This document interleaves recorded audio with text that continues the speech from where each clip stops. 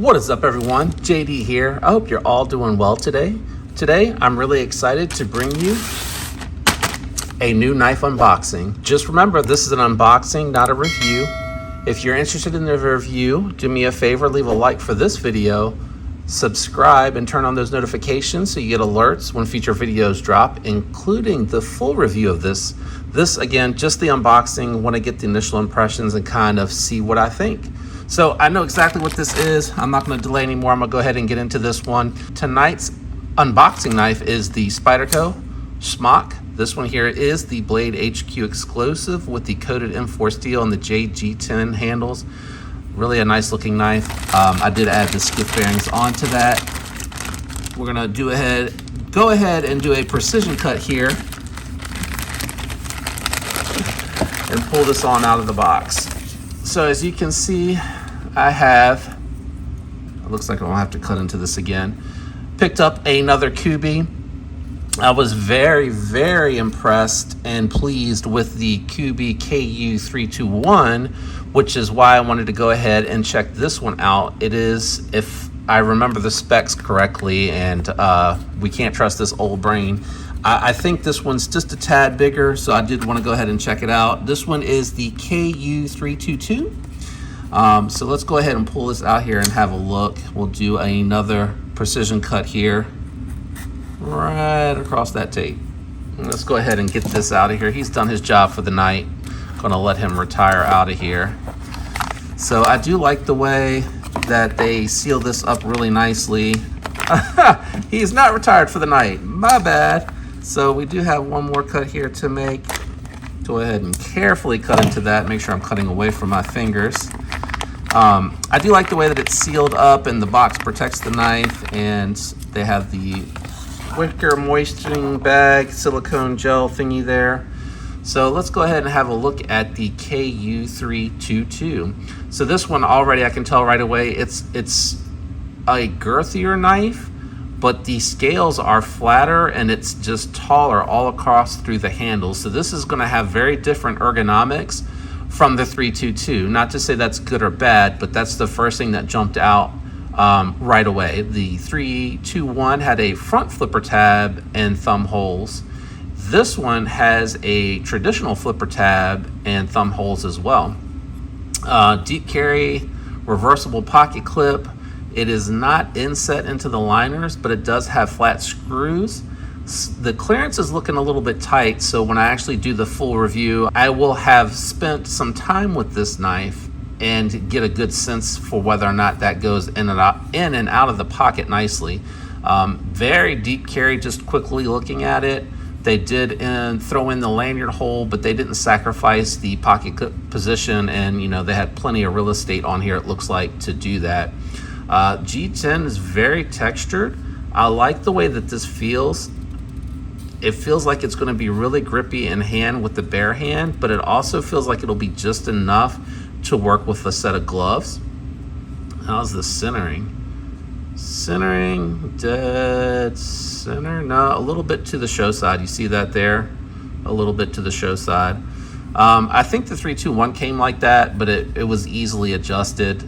So I don't know, maybe Kubeys come like that, or maybe it's more common that they come like that, but it's a little off there. So let's go ahead and give it a flip and see what it feels like. Wow, that's pretty nice. Are these on bearings? I'm trying to have a look. Yeah, I can see off of the lighting there, I can see the gold on the bearings. Milled out on the inside, both sides are milled out, and the milling's right above the liner lock. Let's check out that lockup real quick. Lockup looks really, really nice. Let's see what the action's like. So yeah, very smooth. What was happening there is my finger was hitting, I didn't realize it, but my finger was hitting that flipper tab, and I'm having to kind of give it a little bit of a kick to get it going. So let's see. It is, it's not terribly late, right there. And it feels like it might have a ramp, maybe. Maybe it has a ramp on the blade, because when you unlock it, there's not a whole lot more resistance to get it on the shelf. It does feel like it might have a ramp, so I'll be curious to see if it really does. No pivot lash, no lock rock. Let's see. Lockup is pretty nice. Let's check out the flipper tab. So yeah, that's really easy to manipulate. Yep, really nice and easy to manipulate. Feels very similar to the 321, but because it's bigger, I'm assuming it probably has a little bit more weight. So it is feeling a little bit more snappy with the thumb hole. I'm not quite sure if I'm explaining myself very well there, but hopefully that makes sense. Let's take a look at it. It has a little bit of a fuller tab, but you're not really getting access to that at all. So that's purely for looks. I'm trying to tell if that's I think that's a stone wash finish. I'm trying to look at the indentions on the blade to really get a feel for that. D2 steel, I do remember that. Let's see what these ergos are like. So yeah, it's definitely very different. So because the 321 is a smaller knife and it has the contouring on the scales, it's very different.